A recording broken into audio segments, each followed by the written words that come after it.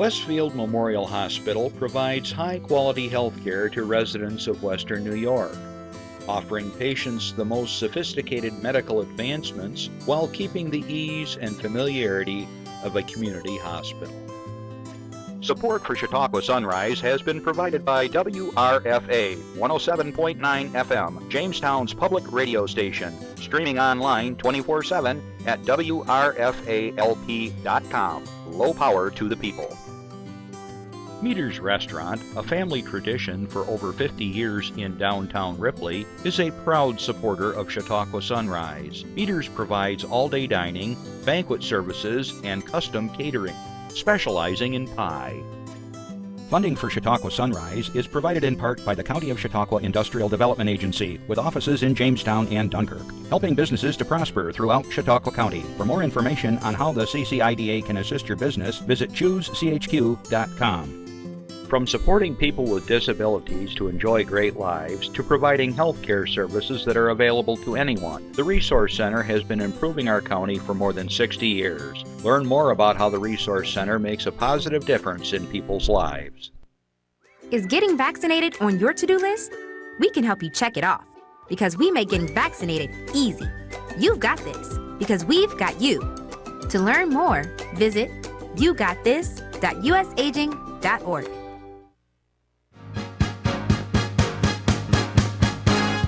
From the Access Chautauqua Studios in Mayville, it's Chautauqua Sunrise.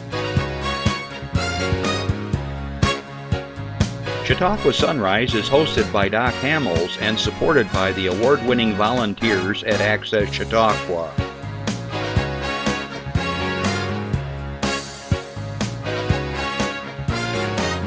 We are here to share local news, colorful interviews, and events of interest to everyone.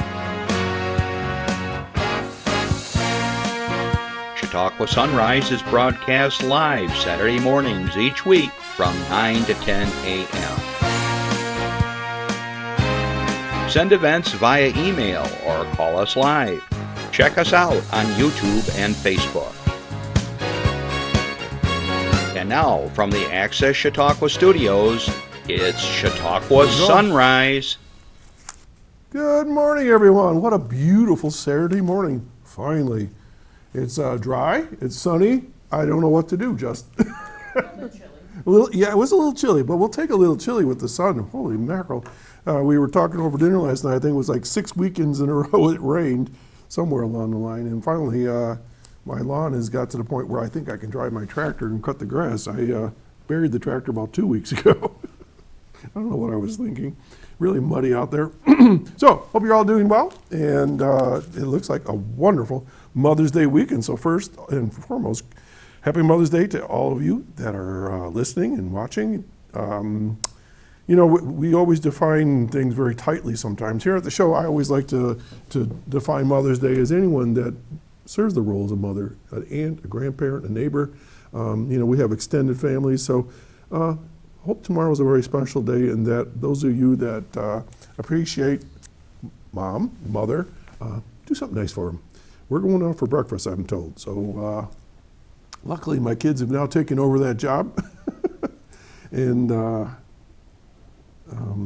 should be a nice day tomorrow. I think it's in the 70s or something like that, whatever it is. And we got a great week of warmer weather coming up. Well, how are y'all allergies? Mine are kicked in pretty good. You know, we're never happy, are we? There's potholes, there's too much snow, it's too much rain, then we got allergies and bugs and ticks. And life in the country is always lots of fun. Well, I want to say good morning to all my listeners on WRFA 107.9, low power to the people in Jamestown, Tuesday at 1 o'clock. Thanks for listening in. We have a very interesting show today, something we've talked about in general, the topic of breaking out of poverty, but today we're going to talk about a really cool program that does just that. And we got folks from the Resource Center, the TRC, and the TRC, or just TRC? TRC. You don't put the in there, it'd be like double does. TRC. And we got some graduates here, and we got a program that I think you're gonna want to hear all about. And I'm really excited because I've never heard of this program until this morning. And we're gonna meet some really fine folks. Well, finally we got away from some of the news that's been just hammering us for the last well, whatever days. New Pope, pretty exciting news for a lot of folks in the world. And he's from Chicago. He likes the Chicago White Sox. Wonder if he likes the Chicago, let's see, what's the football team over there? Chicago Bears? The Bears. The Bears. The Bears. So anyways, it's very fascinating to see what's going on. And I know a lot of people were pretty excited about that. All right, let's see. I have a note here. No frost. We had a frost warning last night, and evidently all the work that I did to cover up my little baby strawberries was in vain because it never got cold enough. But if they give you a frost warning, sometimes it's serious and it will kill your plants. So be mindful of that. What does this say here? If you noticed, a lot of the flowers have really come out and the leaves on the trees. You ever wonder about that? You know, you're sitting there driving and you look at these trees and they're totally barren, and then like 2 days later you come out, you're driving, there's leaves, there's flowers, dogwoods are out, cherry trees, magnolias. It's just a fun time of the year. I know it's one of my favorites. All right, I want to do a shout out to Natalia over in Ukraine. You know, I say the same old thing. I just want you to be safe out there and all your friends, and hopefully the situation over there is going to improve. Okay, just take care of yourselves. James in Kenya, if you're watching, I know that Karen is either there or working to get there soon. So I hope you all are doing well down there. And that goes for everybody else throughout the world. My cousins and friends over in Germany, Belgium, Holland, wherever you are across the United States, we're streaming live right now. Love to see you like us, leave a note. We always like to see where you're watching us from. And as you know, Justin, my assistant and concierge here, if it's someplace that we've never had somebody watch the show, we put a pin in our map. Let's see, here we go again. Remember I was telling you about my left. I always get this backwards, so I got to do this slow. It's over my shoulder. There's a big old map over here. I don't know, you want to do it tight in there? Justin puts a pin in there all the time. Here we go. He's going to set up the shot for me here. And we were checking out Boston last week, but we actually had a pin on Boston, Massachusetts. You ready, Jeff? Go ahead and shoot it. Here we go. Magic. There. How's that? I got the power. All right, Justin, do a little tight shot in there. Bring it right in there. So I know this seems hard to believe, but we've had people watch us in the United States, down in the islands, Hawaii, over in Europe.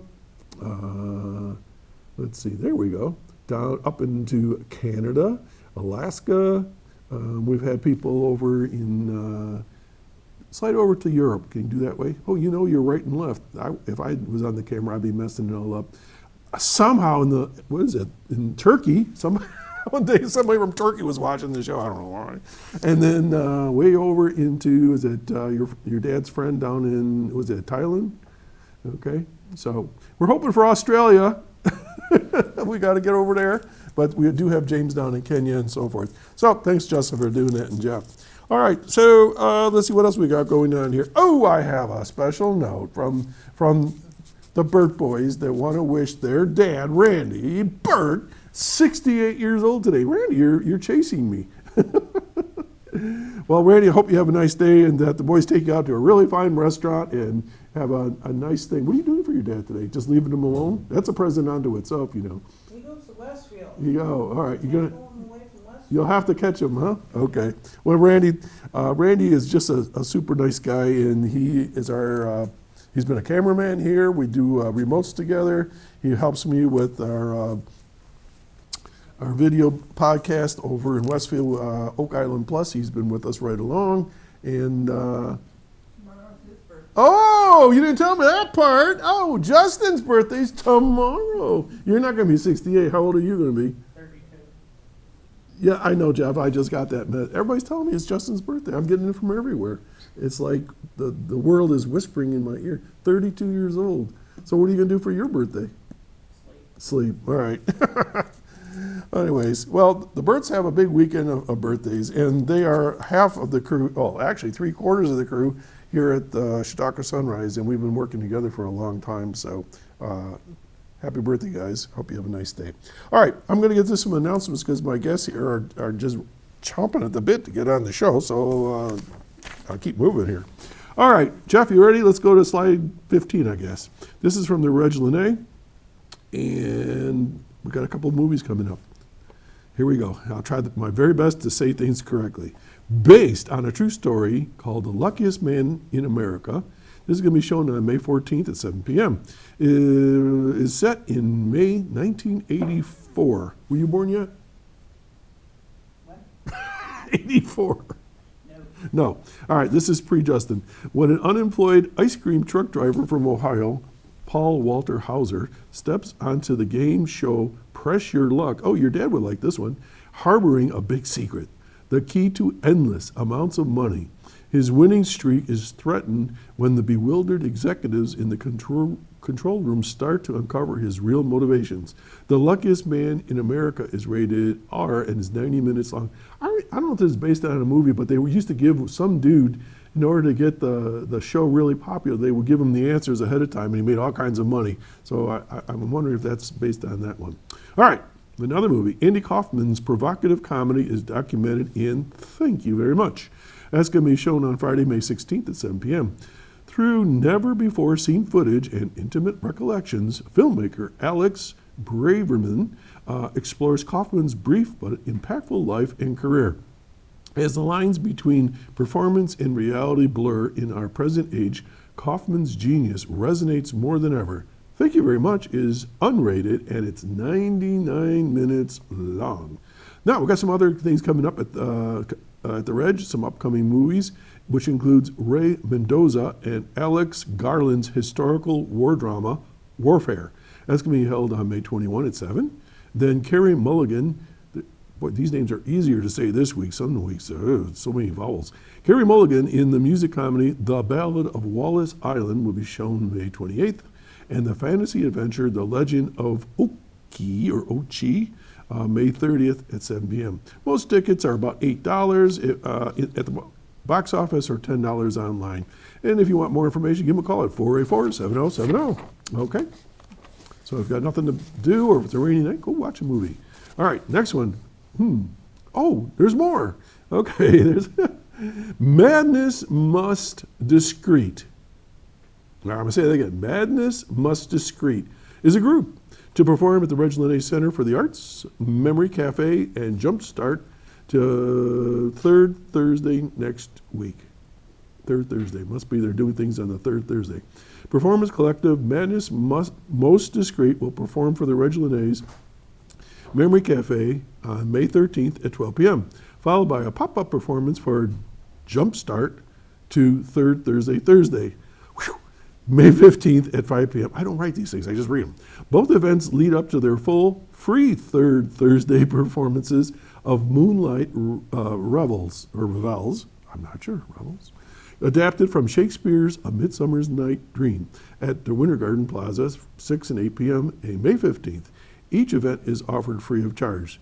For the May 13th Memory Cafe, 12 p.m. in the Reg Linnaeus Center for the Arts, Madness Most Discreet will introduce attendees to the most fun and cathartic aspects of being a performer, using movement and voices to play beginner-level theater games and engaging together in a short performance. Woo. The collective will return to the Reg on May 15th for a Jumpstart to third Thursday pop-up preview of their performance of Moonlight Revels. Concessions open at 4 p.m. for light refreshments, soda, beer, canned cocktails, and wine. Outdoor seating and tables under the marquee will be available. First come, first served. At 5 p.m., Madness Most Discreet will perform a few scenes from production under the marquee. Patrons are encouraged to enjoy full performances of Moonlight Revels at third Thursday in Winter Garden Plaza at 6 and 8 p.m. Woo! All right, so for more information about all of this is kind of fascinating. Give them a call at 716-484-7070, and they'll give you more information. So, sounds like kind of like improv. Okay, then we have something going on June 7th. So this mark your calendar. It's actually less than a month away. This is something that goes on every year. The annual Chautauqua County Historical Society will hold its annual fundraiser and gala from 6 to 8 p.m. on Saturday, June 7th at the McClure Museum in Westfield. I've played that place, and it's really, really cool if you've never been to McClure. Well, the Historical Society is housed there, and this is their big, big fundraiser for the year that helps with all the things that go on there. All proceeds support the historical's operations, which include ongoing renovation efforts at the museum. Tickets are $50 and can be obtained by calling the Historical Society at 716-326-2977 or contacting Historical Society board member. Now, this is what you get. The gala includes hors d'oeuvres and refreshments. A large tent will be set up in the park proceeding. Attendees will have the opportunity to tour the museum and view exhibits, including the recently completed Chautauqua Lake display in the basement of the museum. If you haven't been there, it's a really cool place. Members of the organization's board of trustees will be on hand to answer questions and share details about recent Historical Society efforts, including completion of several renovations to the McClure Museum. The 9th New York Cavalry Civil War Reenactment Group will once again stage an encampment in Moore Park throughout the weekend. So June 7th throughout the weekend, you're going to see the Civil War folks, and then on Saturday, June 7th, the gala, $50 for tickets. It supports the Historical Society, and that's really a cool place to be. And we're going to take a little breather right now, and stay tuned because my guests are anxiously waiting to come on. This is for you. At Intersections, it's not just about my moves. It's about yours, too. See Coop Guy? Hey. He has a green light, but before he can turn, he's got to wait for oncoming traffic to clear. And at the same time, make sure no one's in the crosswalk. And dog walking lady, when she's crossing, she should always check for turning traffic, even if she has the walk signal. There's a lot going on at Intersections, but when it all comes together, it's intersection perfection. See and be seen. I don't pick these ads. So. All right, we're doing a little TV magic here. Jeff, get ready. Okay, for those of you that want to call in, you can call this number right here. How's that? Pretty cool, huh? 716-753-5225. 716-753-5225. Randy is at the other end of the phone line, and he's ready to take your call. You may have a question for my guest. You may say, wow, that's a really cool program. How do I find out more? Whatever. And also throughout the week, if you have an announcement, just like I made for the Reg and so forth, you can email us at chautauquasunrise@gmail.com. Okay? So don't be bashful, and if you are, Randy will write it all down in his best English, and we'll translate it once it gets here, and then we'll announce it. Okay, so with no further ado, let's continue on here. So I want to welcome back Terri Johnson, who's part of TRC. I got to get rid of the. Do you do that? The? No, you it's just been TRC. 25 years. From TRC, and then we also have Ray Pryce. We have, and that's with a Y, and then we have Beth Jermain with a J, Yeah. not a G, and then Alix with an I. I got all these little footnotes here. Sandberg, who's going to be speaking with us here in a minute. So Terri, I'm going to start with you. First of all, good morning, and what is TRC? Oh, that's a loaded question. Surprise you on that I question. know. Well, because a lot of people, even though it's been around for 60 years, it said, they don't always necessarily know where it is, what you do, and so forth. Because this is a new program that I don't think we've ever talked about here besides. So, TRC. So the Resource Center provides a variety of services open to our entire community. And I think that is probably one of the biggest things that surprises people about the Resource Center is they historically think of serving people only with developmental disabilities. That's why I wanted you to talk more about it, because of that very point. Okay. Right. But we have branched out over the last several years and offer services that are opened up to anybody in the community. And it just depends on what the need is and what the program is. And historically what we do, if we see a need in the community that has been unmet, we will try to find a way to bring it to the community, which is how the program that we're going to talk about today kind of came to be. But we have, our traditional services for people with developmental disabilities. We have residential, we have day programs, we have employment programs, an array of employment programs, community-based services to help people stay living in their home and so that they can stay living independently. And then we have our entire clinical arena that is opened up to the entire community. We have a primary care clinic, dental clinic, OT, PT, opened up to anybody. We take most major insurances. So I think there's always that, when people hear the Resource Center, they think of those traditional services that we've offered from the very beginning, and they may think of our manufacturing facility, but they forget about all of those other things or just don't know that those other programs exist. Well, And, you know, I date myself easily because I've been around for quite a while. Before it was TRC, it was ARC, the Association for Retarded Children. And was a very, very small program. In fact, Jim DePonso, who actually was one of the founding fathers, I replaced him at BOCES. Okay, and he went on to become the first director, and then I knew Mike Raymond and all the other guys. I can't remember all their names now, but I've had a long history with folks, and of course, we're very grateful that TRC is one of our underwriters here, and Steve Watterson, as I was talking about earlier, sends in announcements that we can share with the community, because you are part of the community. And people always think that y'all are just in Jamestown, but you're not. You're like everywhere. So could you talk a little bit about where facilities are and those things real quick, and then we'll get to your program. Sure. So we support people all throughout Chautauqua County. We have probably 35 different buildings at least. 35? Including our residential facilities. We have 3 different day programs. We have manufacturing in Dunkirk and in Jamestown. We have clinics in both Jamestown and Dunkirk. And then those community-based supports happens everywhere. Westfield, Ripley, Fredonia, all of the rural areas. Yes. But we really focus on Chautauqua County. Super. Well, kudos to all of you, and for those who've had the vision, because you know, I was telling you how many shows we've done here, and we've done so many shows on so many different topics, but you are checking off a lot of the boxes that we talk about that are needs even today, and some of them are the, you know, like we're going to talk about today, poverty, and that was a big issue that I've had for my whole career working in Chautauqua County, and we'll get to that in a little bit. All right, so why don't you start the conversation with whomever you want to start with, and we'll just take it from there. So who should we go to next, do you think? Which one of you? How about I give an overview of the program, and then Beth can talk a little bit about some of the work that they do. All right, see what I did there, Beth? I got you ready. Okay. So there's no surprises, because, you know, when I interview people, they go, oh, yeah, the camera's on me now. Okay, so take it away, Terri. So we are here to talk about our InvestU program. And InvestU it's a 16-week curriculum, and it follows, it's called Getting Ahead in a Just Getting By World.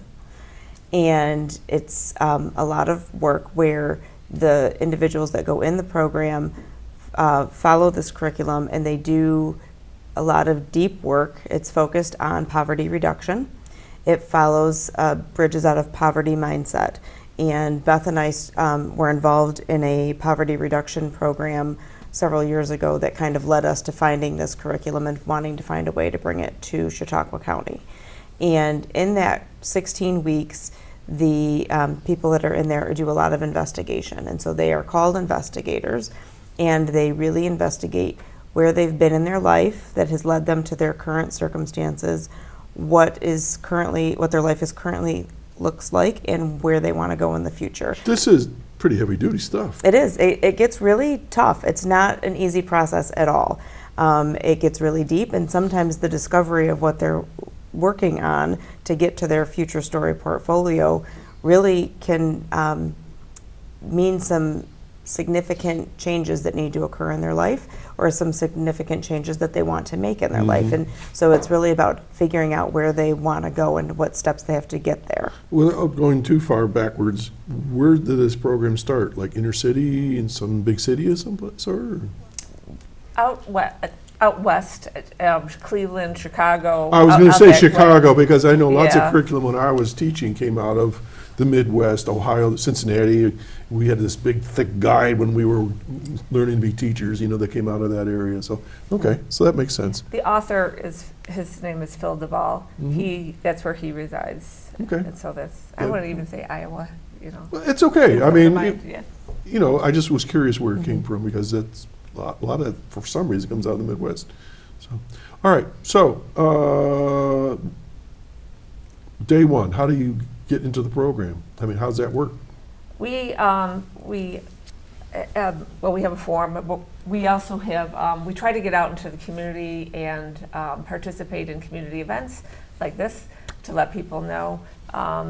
We also send a email, I guess, to all the human service agencies within the county that support people who may be in poverty. And so we get the word out that way. And we get the word out from the graduates, also share and participate in community events and spread the word.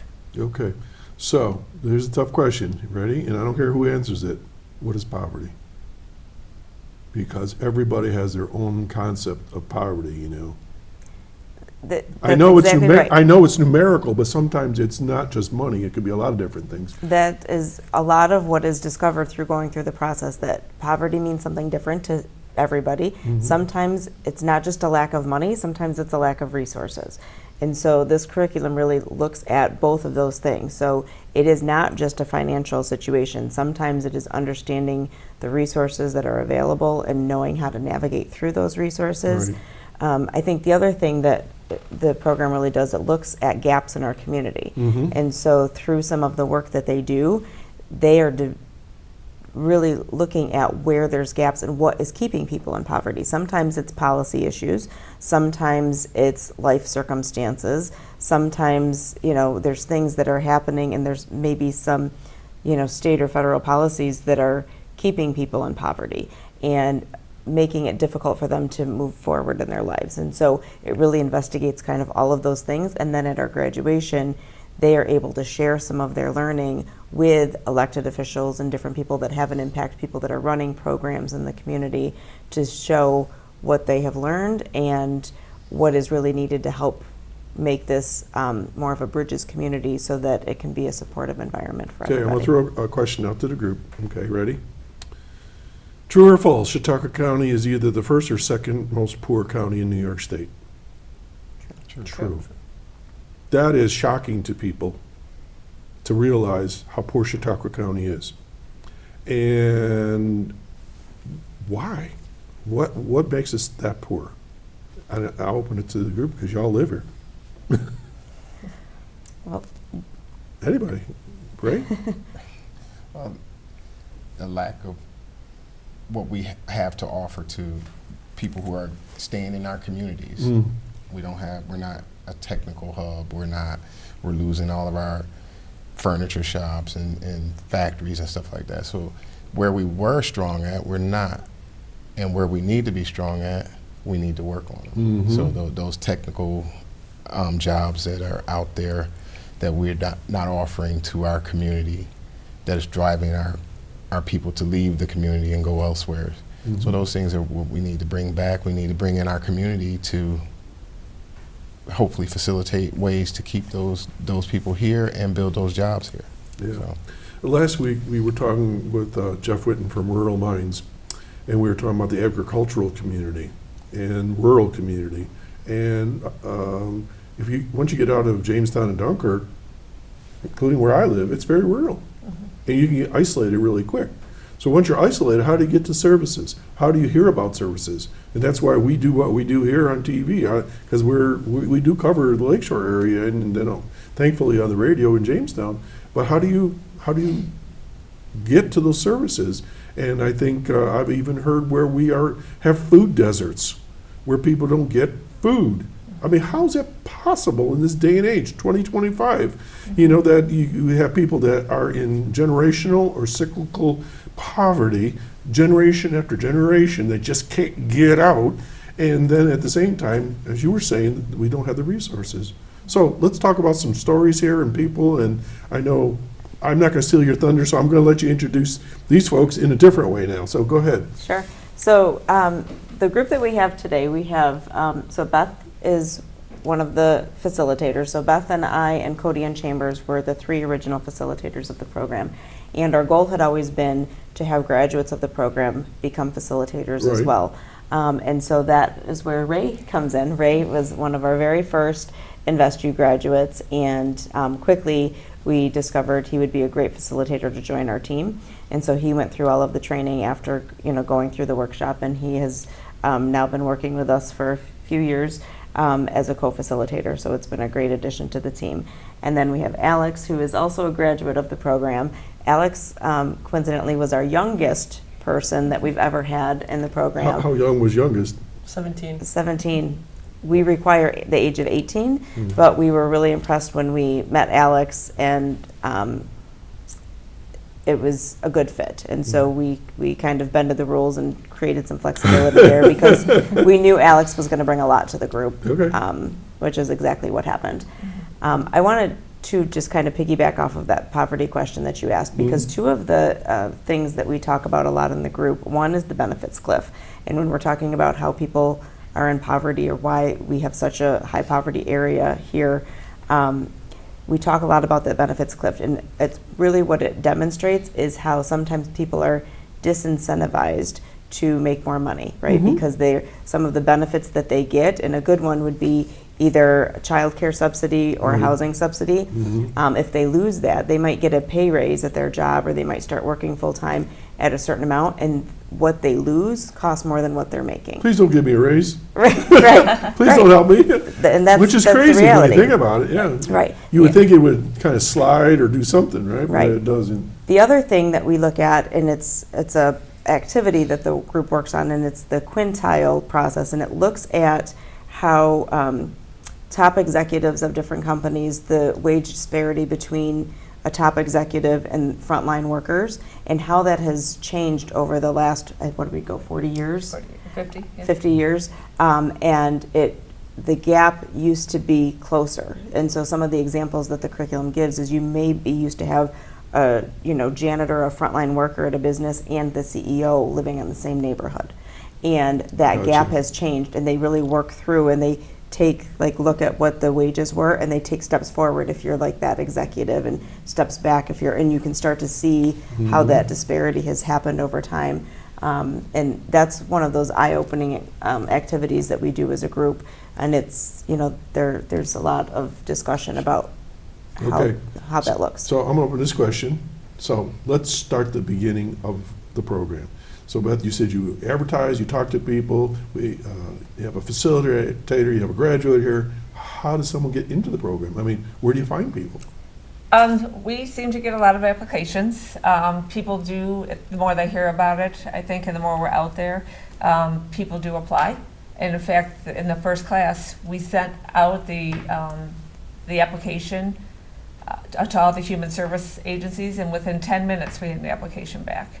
I remember I was like, we already got one, like faxed in. I mean, it was amazing. So there is a need out there, and people seem to, the people that are looking to move their lives forward are quick to identify that that's them, and they would benefit from this. Okay, so who's this for? I mean, like, are there eligibility requirements? I know it's got to be over 18 unless you're Alix. All right. So, I mean, do you have He to turned 18 though shortly after he started. Okay, all right. But do you have to be at a certain income level? You have to be out of work? We look at within 300 to 500, or the most you can make is 300 to 500% of the federal poverty level. Okay, that's meaningless to everybody that's watching, including me at the moment. So what does that mean? Like, give me a number. Like, you can't make more It than depends what? upon the income and the household. It depends upon how many Right. people live there. It's Do you know what I mean? So complicated. it is. I don't think that we've ever had anybody apply that was over the income. All right, so just for the sake of conversation, if you're single, what's the most you can be making? Like 20,000, 15,000, 10,000? Probably more than that. Okay. Yeah, probably more. And we interview them, so we get a lot of feedback based on Right. the interview. So you have a grid that you follow. If you're married, you have so many kids, We Is look at it- the, is we it look just at the on- grid last. Oh. We look at the grid last. Oh, So all right, We all right. interview people. To So you look see- at people, not numbers then? Right, first. See what I did there? I helped you. Right. And then we kind of look at, if we have to choose Mm-hmm. who's going to participate in the program, which we have had to do that, then we look at those other factors Right. as well that come Right. into play. So how many people are in the program? Right now, Oh, no, when you start a class, you said?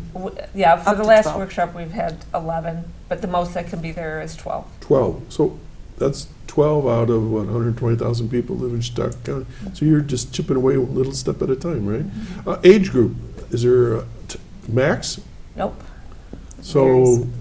old geezer could walk in and say, I want to change my life at whatever, and, because maybe they still have some good stuff to do. We yet. had one person, and their goal was to really prepare for retirement because they didn't see that as an opportunity.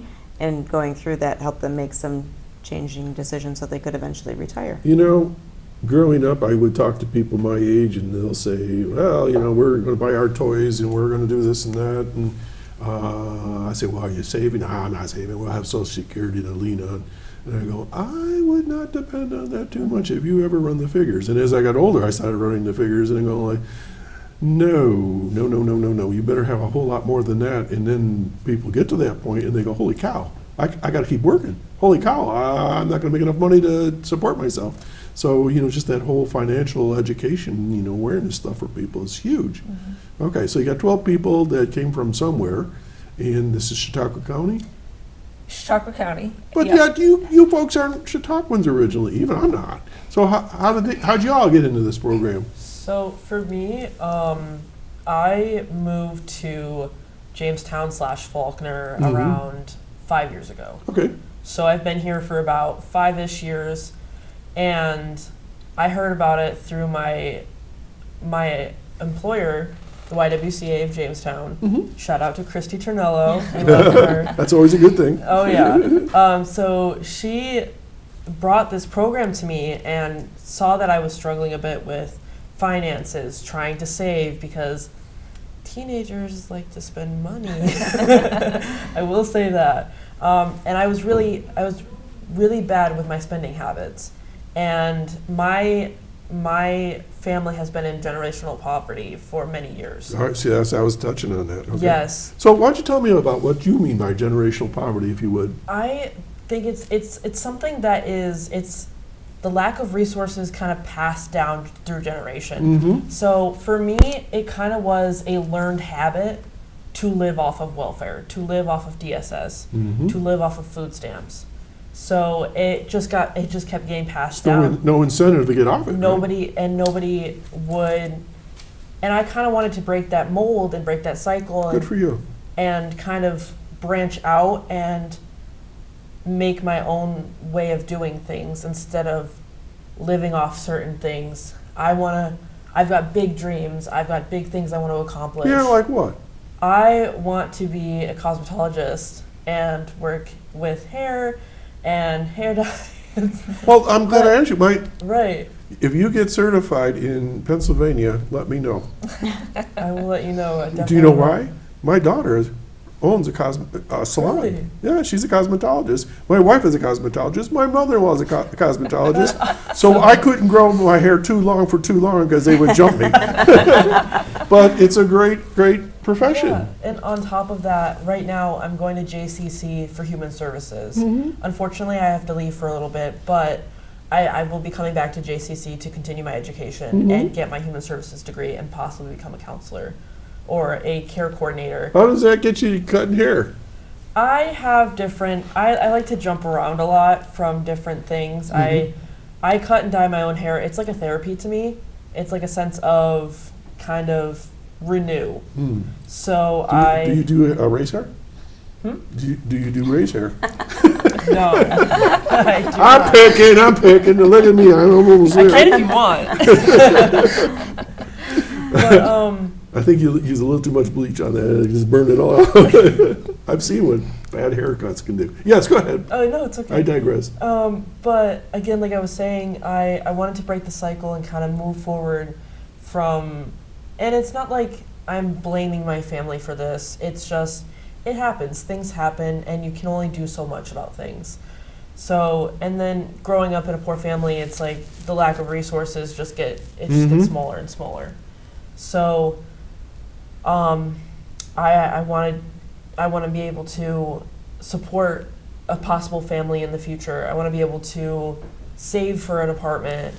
I want to be able to pay off my college debt. Why does this sound so normal? Well, good for you. Right, and I'm the first person in my family to go to college. Congratulations. So I have been breaking cycles after cycles, and I'm just really used to doing that. And I kind of see myself as a very determined person, and doing this program has definitely helped me in so many different ways. I know how to save money somewhat. I have a savings account, and that's the first step. but I've learned a lot about myself personally too, my values, my beliefs, my biases, and kind of it helped me on a social aspect too. I've got friends from InvestU now. Yes, I was the youngest, but I have adult friends. I've always surrounded myself around adults. Good. It's always been something I've been able to get along better with adults than kids my age. So I've always had this mindset where, I don't know, I seem older than I am, but Old soul. oh yeah. But I feel like, again, this program has definitely helped a lot. On the social aspect, the financial aspect, and just learning about who I am and what I can do to change things to kind of get away from that mold has definitely helped a ton. If I could give out an award today, I would give you the award of the person that showed up on my show with the most jewelry. If I had a metal detector here, you would never get through the door. I probably like 10 pounds of jewelry. But you look great. Thank you. When you walk through the door, I go, wow, this is a professional looking person that just walked through the door. And your dreams and aspirations are awesome. And but good for you. Good for you. And I do understand what you're talking about with generational poverty. It's easy to stay there, you know, and to pull yourself out of there is a great opportunity there. All right, I picked on Ray, so now Ray can pick on me. So Ray, what's your story? What brings you here today? Well, the program, I stand behind this program with so much force now. The program, for me, changed a lot of things. I came from a middle class family. I want to say middle class. Went on to raise my children, got sick, which put me into a poverty state of mind once I was diagnosed. Worked several jobs to support my family because I left my business to go into the workforce so I could have insurance to cover my health issues and stuff.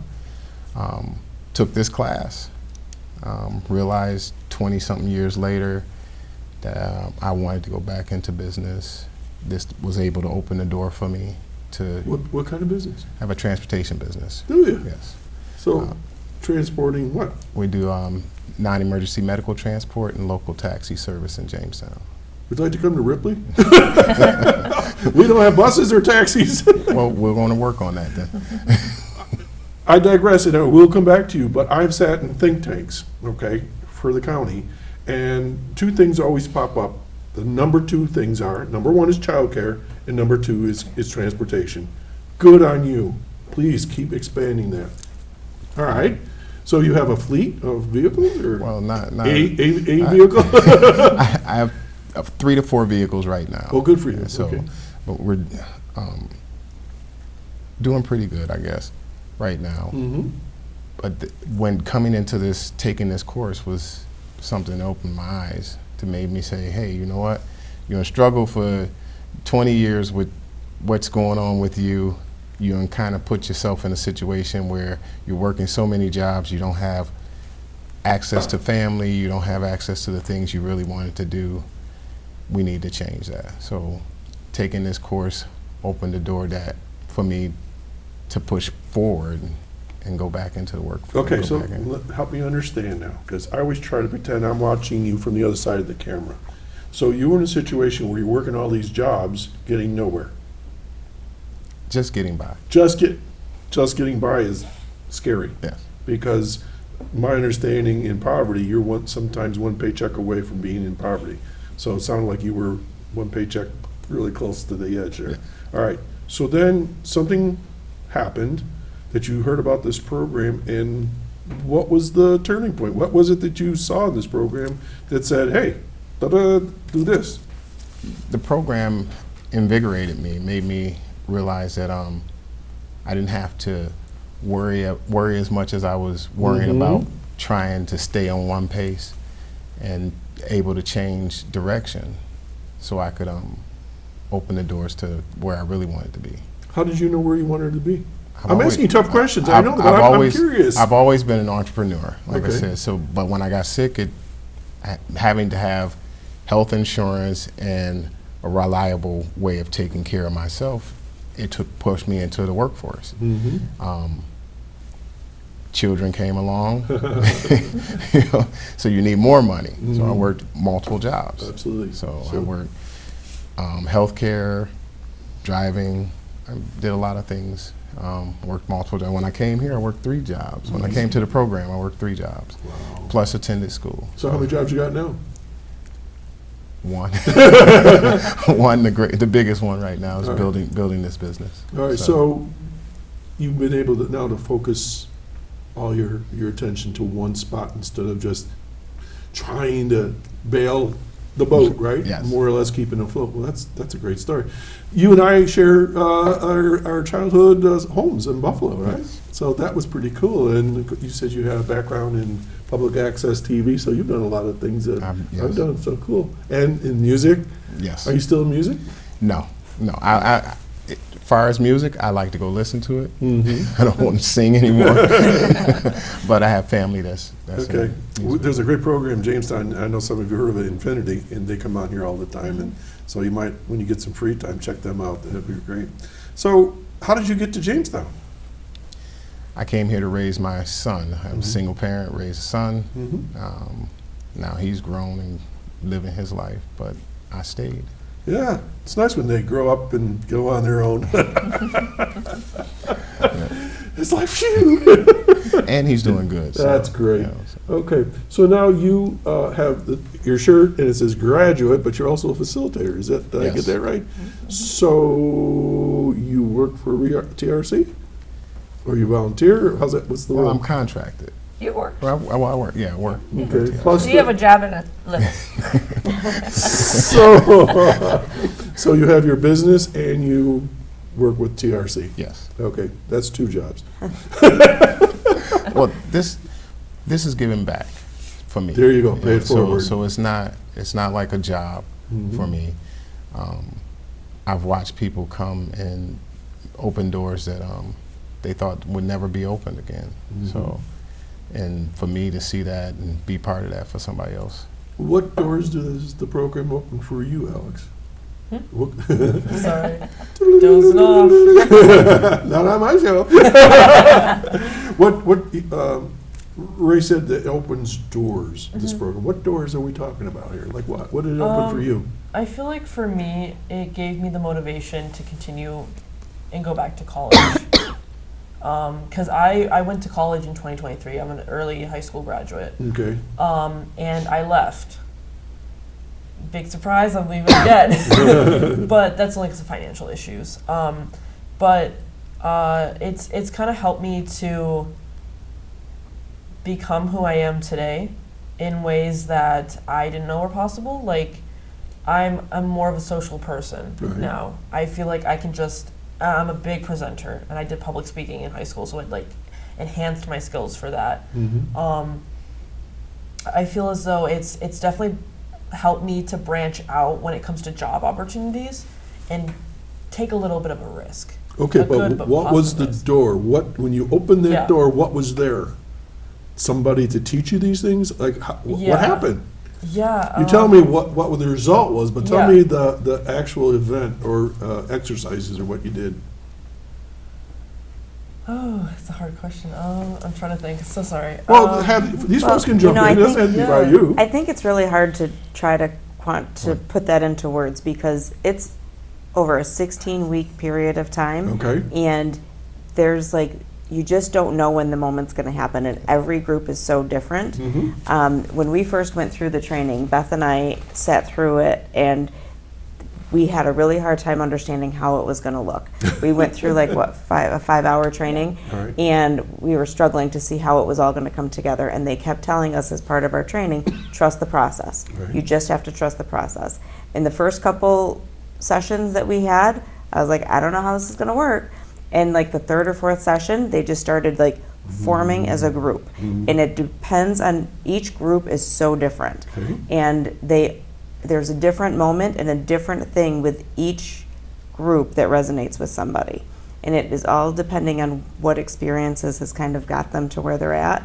And so I think it is really hard to kind decide Pinpoint, what that yeah. moment is, because it's it just kind of evolves over time, and it's the support of the group, and it's intended to be like a table like this, like it's called like a kitchen table experience, where you're sitting around, they have dinner, they're talking over dinner, they're like meshing as a group, they're supporting each other, they're learning from each other, and it's everybody's different diverse experiences coming together that then helps the person make those changes. So it's not one thing, it's not one lesson, it really is kind of the culmination of the entire process that brings it together. And I like the word, Ray, facilitators.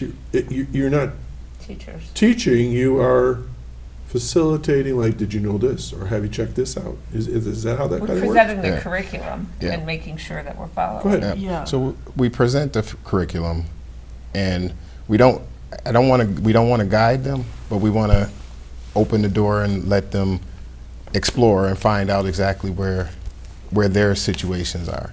And being an investigator, when we did an exercise where we showed the difference between the employers and the executive, all of that really opened my eyes to say, hey, you know what? What's wrong here?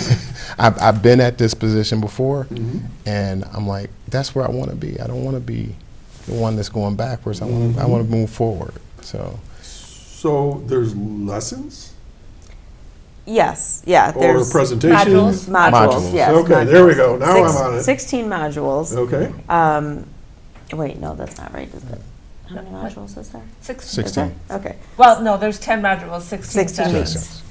So they're involved for 4 months of their life. Every day of the week? Once a week, Once a week? All 3 right. hours, 3 hours, yeah. Oh, plus homework. kind of homework. It's so we had one where we had to kind of log everything we did in the day. Oh, boy. And it was very simple. I've done this for one of my classes before in high school, so I kind of knew the ropes a little bit.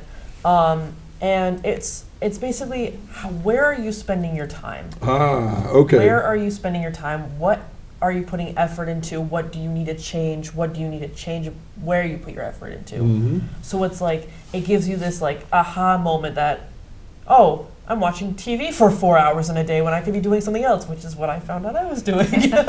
So I 4 hours a day? broken up. All right. Broken up. Cumulative, all right, I But suppose so. by Yes. it was for a week, but by the end of the week, TV was only 30 minutes for one day. Yeah. So I kind of started to fix my schedule a bit and figure out, what do I want to do? I want to do something useful. So I started picking up more hours at work. I took care of my sisters and I spent more time with them. And I spent time with my animals. And I did something that was... TV was a filler instead of right, something instead of you were something choosing. beneficial. Yeah. And something instead of something beneficial that could help me, you know, I grew a stronger bond with my siblings now that I changed everything around. So it's like that, again, it's like that aha moment, like what am I putting my time into? Ray, when you went through the program, what'd you learn about yourself? I mean, was there, you can share what you want to share. I mean, I don't want you deep, dark secrets here, but I mean, you know, I've done similar things to what Alix has said. It's like, holy cow, I hadn't thought of it that way. I think what I learned about myself is I allowed myself to be pushed into the poverty mindset, and that's the biggest thing that I learned about myself at that time. It's just systems and institutions that kind of push it Once I got sick, doors were open for me to get medical coverage, to see certain doctors and things of that nature. Once I had that security blanket, it was hard to say, I'm not going to have that. I don't want to have it. Taking the program, that security blanket wasn't a security blanket. It actually was masking all of the symptoms that I was going through. So for me to keep my medical insurance, I couldn't make more money. For me to, if I wanted to move into like my education, I wanted to go into my education, I went back to school. I only could do so much to try to keep my insurance, keep the things that I thought I needed. That changed for me in this class that I said, well, you know, I've been 20 years. My health has been stable. Mm-hmm. Let's go back out here and open that door and try to see what we can do. I'm hearing some themes about poverty, health insurance, education, family values. There was another one in there somewhere. But, well, and getting you're using your time wisely, you know? I think that it's real easy to get lulled into all these things. And the ones you were talking about, Ray, are almost like you don't realize it's happened because you're now being institutionalized, right? And with you were kind of shaped because of your family lifestyle. How many generations does that go back for your family? Like 2 or 3 or 4 or more? Like 4 or 5. You know, people hear that and they go, no. And I go, yeah. You know, and that's amazing to me to hear these stories. And congratulations. I hope you do well. I know you're working your business, but with the transportation. But what's your big goal, Ray? I love your smile, by the way. It's great. Thank you. Well, my business has been designed to evolve. Mm-hmm. Okay, so we're doing people transport right now. Hopefully in the next year we'll be doing some medical equipment transports. I'm looking into buying some trucks, Mm-hmm. and then so on and so on. So it's a transportation service, not just, I don't want to be locked into one thing. But Super. I do know, and this is just a tiny little example, there are folks that are wheelchair bound, and not in any particular setting, but they can't get to family events. I know someone, like it's at the VA, they can't cross state lines because they can transport you in the state, but they can't go to a family across the state line. So that's a huge need, you know, that sort of thing. So I'll be watching for you. And I do hope you do get to the rural areas because we certainly need it. And Alix, what you told me about cosmetology, but then you were so give me like 10 years out. What do you think you're going to be doing? So I plan on doing both, human services and cosmetology. Cosmetology on the weekends, kind of like a side thing. Yeah. Something that, you know, brings me joy after, you know, that long day of helping people, and, you know, because it can get a little draining sometimes. And I need that to help myself too. But human services, I want to either be a care coordinator or a counselor. Mm-hmm. I personally had an amazing care coordinator, Tiffany Lang, from Chautauqua County, and she was an amazing person. She helped me through so much, helped me get food, clothing, helped me with transportation, anything that I needed, doctor's appointments, dentist appointments, anything I needed, she was there. She was my go-to woman. Mm-hmm. Like, she really was. So I kind of want to be like her. I aspire to be like her. She's a big inspiration for me. Awesome, and it's really all about mentoring too, to have somebody in your camp. We're down to a minute. Beth, I'm going to let you talk about how people get a hold of the program. I'll let Terri wrap things up. So, how people get a hold of your program? We have the program. It runs once a year. Mm-hmm. So in the fall, we send out information. So on the TRC website, on our Facebook site is probably the easiest if you're not in line with one of the human service agencies. Okay. Terri, you get last word here. What would you like people to know about the program, InvestU? I think one thing I didn't mention is the only reason that we're able to bring this to the area is because we've received funding from the United Ways of Chautauqua County. Mm-hmm. And without that partnership, and we partner with a lot of other community organizations, the credit union, Southern Chautauqua Federal Credit Union, comes in and speaks, and we have a lot of community partnerships that buy into this because they see the impact that we're having. And so even though it's small, it's a mighty program. So I hope if people are interested, they reach out, look us up at the Resource Center, and we'll give them the information. Thanks for coming on the show. And Ray and Alix, thank you for bringing a ray of sunshine here today. I talk about some heavy topics sometimes that don't seem to ever get better, but I can see that you can really get better with this program and move on with your lives. So I hope to see great things from both of you as the time goes by. So thanks for coming by. Folks, this has been an inspirational show, and thank you for coming here and bring more programs in the future, okay? Happy Mother's Day for all of you out there. I hope you enjoyed the show. Remember, you can watch us on YouTube wherever and ever once it's posted, and you can check us out on Facebook. And if you're in Jamestown, you can listen to us Tuesday at 1 o'clock. And what does that say? Get out of here. Anyways, go Bears. Doing this here next Saturday, 9 o'clock on Access Chautauqua, channel 1301 on Spectrum. Take care now. Bye-bye.